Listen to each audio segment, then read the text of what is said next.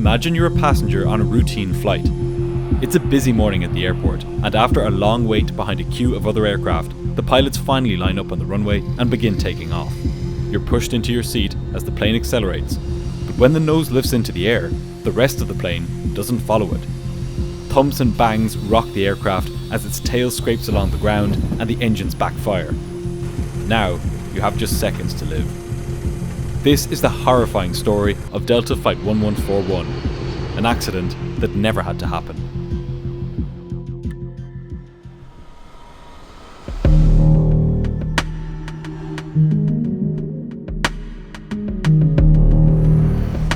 It was just after 8 in the morning on August 31st, 1988, at Dallas-Fort Worth Airport in Texas. 101 passengers began settling into their seats on board a Delta Airlines Boeing 727. Their destination was Salt Lake City in Utah, about 2.5 hours away. The aircraft had arrived in from Jackson, Mississippi earlier that morning, and some of the passengers were still on board to continue their trip to Utah. A number of them were families returning from holidays, while others were travelling to Salt Lake City on business. Also on board were 4 cabin crew members. The aircraft was 14 years old, and save for a fuel gauge which wasn't working, the plane appeared to be in good working order. Unbeknownst to anyone though, the aircraft was carrying one more fault, one which would have dire consequences as the plane began its takeoff roll. In the cockpit were 3 flight crew. The captain was 48-year-old Larry Davis. Davis was a highly experienced pilot who had been with the airline for over 20 years. In this time, he had built up over 17,000 hours of flying experience in many different aircraft, including the Douglas DC-9 and the Lockheed L-1011. He was well used to the 727 at this point, having accumulated more than 7,000 hours in it. Davis would be the pilot flying on this flight, while his first officer monitored the aircraft. That first officer was 37-year-old Carrie Wilson Kirkland, known to his friends and colleagues as Wilson. He had been with Delta for 9 years, and had built up about 6,500 hours total flying time, 4,000 of which were on the 727.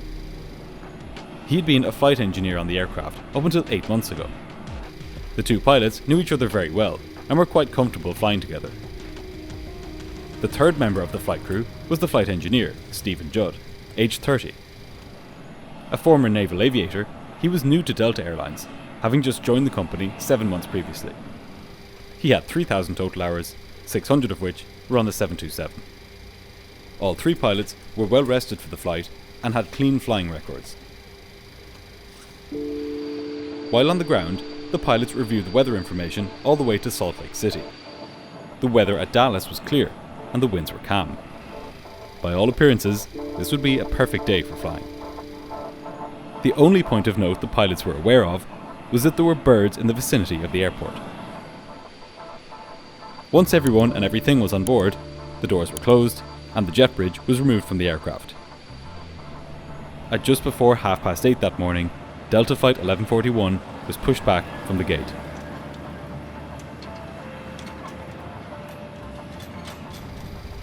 As the plane was being pushed back, Captain Davis told his colleagues that he had not received his paycheck yet, and asked them if they had got theirs. They said that they had. The pilots continued discussing pay and savings as the pushback was completed and as they began starting the plane's 3 engines. Following a slew of catastrophic accidents in the 1970s, a new rule was introduced into airline cockpits around the world, known as the sterile cockpit rule. This prohibits pilots from talking about anything not related to the flight from the moment the engines are started until the aircraft has climbed through 10,000 feet.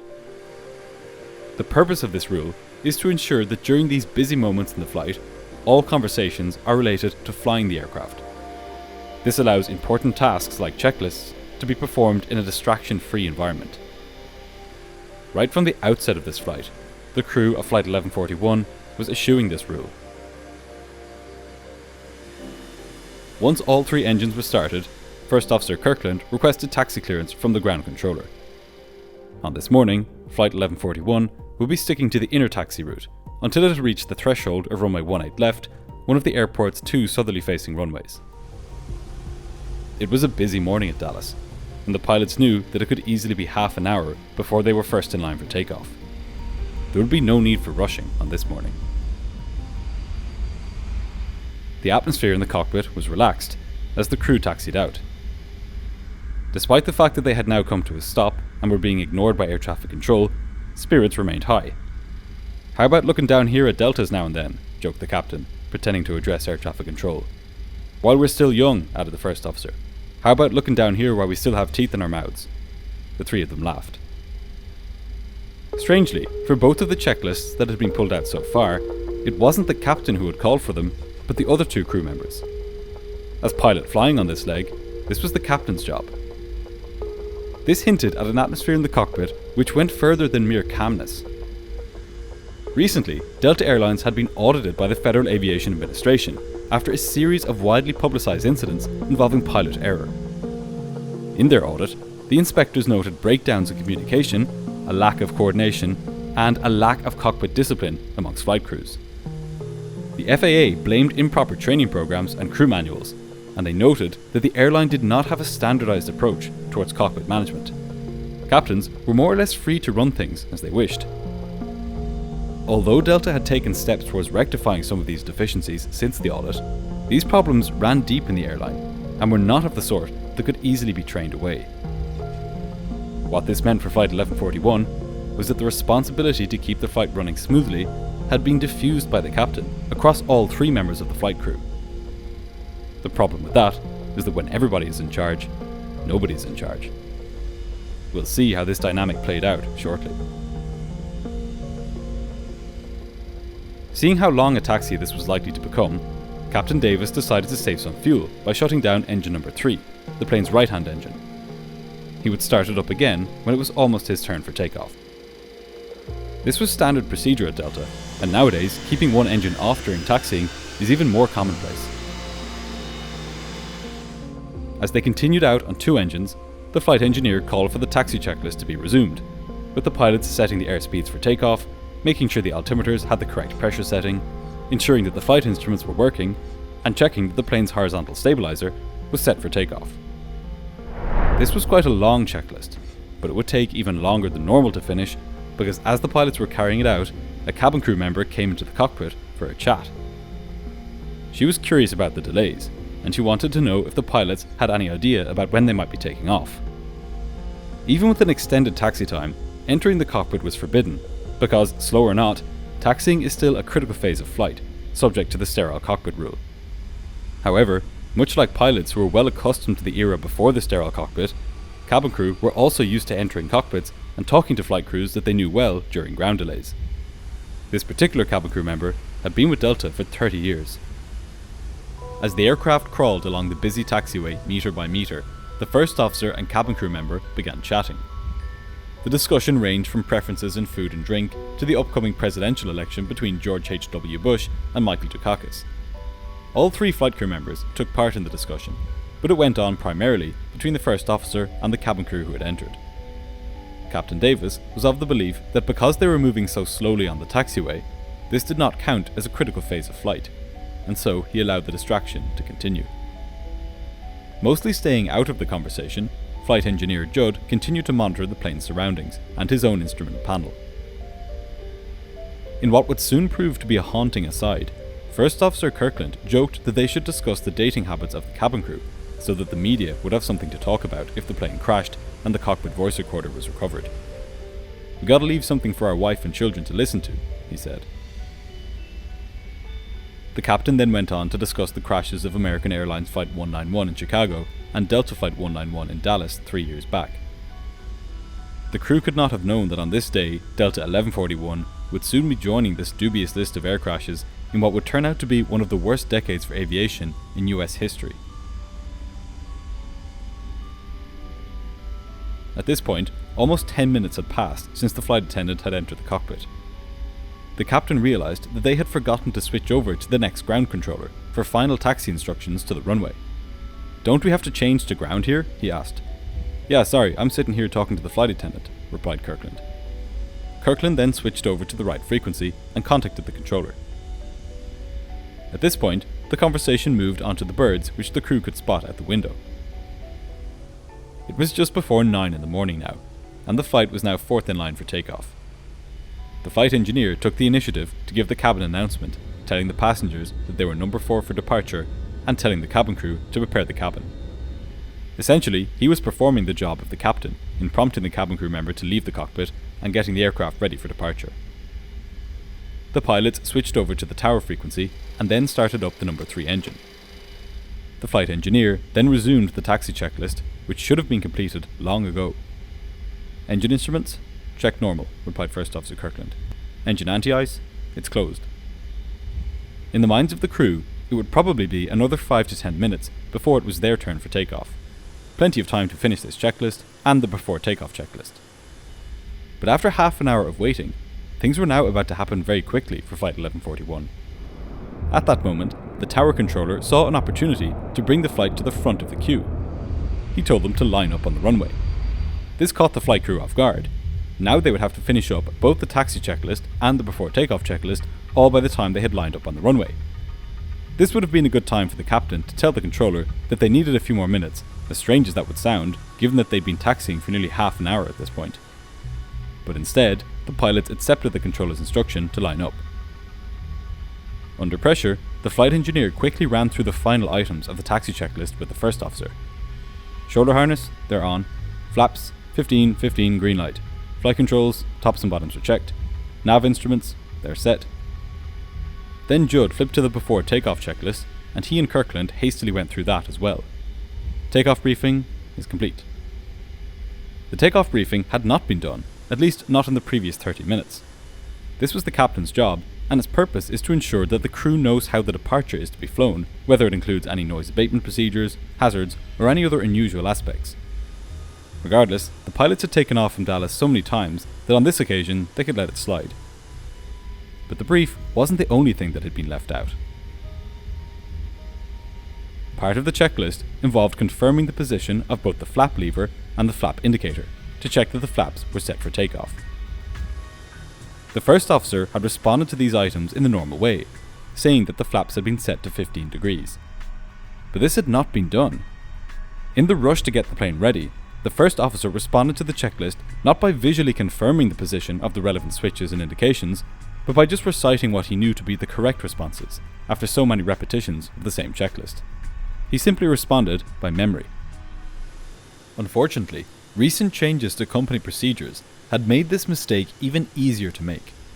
Up until 5 months previously, the procedure dictated that flaps were to be extended immediately after the plane's engines had been started. This was a clear rule, and there was little room for pilots to improvise. But then, the procedure was changed, allowing pilots to extend the flaps any time after leaving the ramp. This created a grey area. After departing the ramp could mean anything, all the way until lining up on the runway. With no set point marking when the flaps should be extended, a distracted crew, like this one, could simply forget this crucial part of the before takeoff setup. What's more, it was not clearly stated which pilot was responsible for checking the flap position.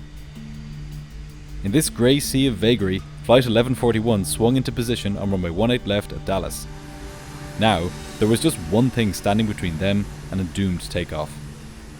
Before we get to that, we need to ask why it's so important that the flaps are extended before takeoff in the first place. After all, it's almost unreasonable that one misplaced lever could have such a devastating impact on the safety of the flight. The reason that flaps are so important has to do with the way that the wings generate lift, the force that causes the plane to climb. Engines are not what get the plane into the air. All they do is speed the plane up. As the plane gets faster, it is the wings that enable the plane to fly. They do this in a few ways. Part of it is the force of the air pushing against the underside of the wing. Part of it is the downwash of the air at the trailing edge after it has passed over the top of the wing. And part of it is the thinning of the air as it speeds up over the top of the wing, creating suction which pulls the wing up. The faster the aircraft is travelling, the better the wings are at generating this upward force, called lift. But this is where a problem comes in. Wings are designed for the phase of flight where planes spend most of their time, in the cruise. And because airliners like the 727 cruise high and fast, their wings are thin and flat. This is a perfect shape for cutting through the air for hours on end. But this thin, flat shape presents a problem at takeoff when the plane is travelling slowly. If encountering lots of air in a short period of time is what makes a plane fly, how could this be achieved when the plane is travelling slowly, like on takeoff? The answer is that if you can't make the plane travel faster, you can make the wing bigger. The bigger a wing, the more air it can meet every second, and therefore, the better it will be at being a wing. The devices which achieve this are known as flaps and slats. They extend from the leading and trailing edges of the wing, increasing its size and giving it more curvature. With the flaps and slats extended, an aircraft can get into the air while travelling at a much slower speed. A minute before 9 AM, Flight 1141 was cleared for takeoff. Its wings were streamlined for high-speed flight, not at all shaped to deal with the slow air they would encounter at takeoff. But there was one last thing which stood between the pilots and their fatal mistake. The 727 is equipped with what's known as a takeoff warning system. This is a safety feature which sounds an alarm whenever the engines are pushed to take off power without the plane being ready for takeoff.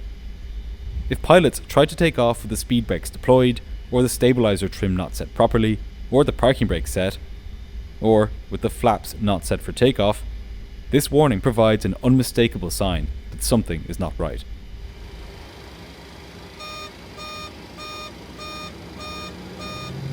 But on this morning, when Captain Davis pushed the aircraft's 3 jet engines to take off power, this warning didn't sound. The 727 blindly accelerated down the runway, with the 3 flight crew oblivious both to their own failure and to that of the aircraft. As the aircraft picked up speed, the pilots made the callouts as usual. Power set. Engine estimates look good. Airspeed coming up both sides. 80 knots. During the takeoff roll, the flight engineer noticed something odd. Like on most passenger aircraft, on the 727, the air conditioning for the cabin comes from the engines. This is air that could have been used to make thrust, but instead is siphoned off to provide air to the cabin. As such, when the air conditioning is on, the engines produce slightly less power. This normally doesn't matter, as jet engines produce much more power than they need to. But sometimes, during takeoff, say when the temperature is high and the air is thin, the plane needs all the power it can get. It can't afford to have any air wastefully directed into the cabin when it could have been used for combustion. So, for these situations, the 727 is equipped with a system which automatically stops air from coming into the cabin. This system arms during takeoff in case it's needed, and a light illuminates in the cockpit showing that it's armed. But on this morning, Flight Engineer Judd noticed that this indicator had not lit up. This was odd, because the system should have armed when the captain applied takeoff thrust, as this is one of the 3 conditions required for the system to arm. Normally, it's the only condition which still needs to be satisfied at takeoff. In the moment, the flight engineer dismissed it as a mere curiosity. But the real reason the system hadn't armed was that one of the conditions for it to arm had not been met. That this system hadn't armed was unusual, but it wasn't a big enough deal for the flight engineer to bring it to the pilot's attention while they were focused on taking off. After all, this was a normal takeoff, and the system wouldn't be needed anyway. VR. At takeoff speed, known as VR, the captain began pulling back on his control column, and the nose of the plane rose. But the rest of the plane didn't follow it. Captain Davis continued raising the nose, but the main wheels stayed on the ground. Without flaps, it would need to be travelling a lot faster to get airborne. The airspeed continued building as the plane powered along the runway. Finally, travelling at 158 knots, just short of 300 km per hour, the main wheels left the ground. But only just. With the nose pointed 10 degrees above the horizon, the tail struck the runway, sending up a shower of sparks. The banging noise startled the passengers and pilots alike. Neither had any idea what was going on. The stick shakers activated, shaking the pilot's control columns violently, warning them that they were approaching an aerodynamic stall. If they didn't lower the nose, the plane would come crashing back down to Earth. Then, as the right-hand wing momentarily produced less lift than the left, the plane lurched to the right. The right wingtip struck the runway, producing another trail of sparks, before Captain Davis managed to pull the wing back up. Panicked, he then raised the nose even more. With the air now coming into the engines from such an awkward angle, they were no longer able to process it correctly, and they began backfiring. Kirkland had seen the engine thrust dropping, and he concluded that an engine failure was responsible for the plane's unusual behaviour. It seemed to explain everything: the aircraft's inability to climb, its near stall, its lurching to one side. But the truth was that this had nothing to do with the engines. They had been working perfectly well up until this point. The only problem was that all along, the flaps had been tucked neatly into the wing. But in the heat of the moment, the pilots reflexively made up their minds. What they had on their hands was some kind of engine problem. Now convinced of this, there was no way the crew would realise what was actually wrong with the plane. But still, the flight could be saved. All the captain needed to do was to lower the nose, allow the airspeed to build up, and continue the takeoff. But Davis simply held the nose up, only aggravating the situation. The wings rocked from side to side, and the captain held the control column with both hands, desperately trying to level the wings. The plane was howling along barely 20 feet above the runway surface, and it was running out of space. To their horror, the flight crew saw that they were headed straight for the antennas 1,000 feet beyond the end of the runway. It was now clear that there was no way out of this.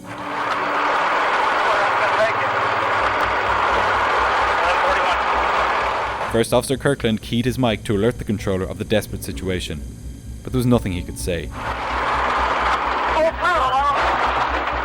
Before the throttles could be pushed forward, the engine's right wing struck the ILS antenna, rupturing a fuel tank. The right wing burst into flames, and the aircraft began rolling to the right, crashing down to Earth just 24 seconds after first becoming airborne. When it hit the ground, it tumbled and rolled, breaking apart as it did. All 108 people on board survived the initial impact, but the post-crash fire claimed 14 lives, 12 passengers and 2 cabin crew. It didn't take long for investigators to determine that the flaps had not been set for takeoff. The cockpit voice recorder and flight data recorder made that very clear. But a question remained as to why the takeoff warning system didn't sound. It should have given the pilots a clear sign when they advanced the throttles for takeoff that the aircraft was not properly set up to fly. As it happened, on this particular aircraft, some of the electrical contacts on the part of the system which was connected to the throttle had corroded. What this meant was that the takeoff warning system only worked some of the time. Following the accident, the Federal Aviation Administration ordered that inspections be carried out on all of the nearly 1,200 Boeing 727s in service. These inspections found 35 anomalies, 12 of which were of a similar type to that found on Delta 1141. To address this, the FAA recommended that the takeoff warning system take its information about the plane's throttle setting not from the throttle levers themselves, but directly from the power output registered by the engines.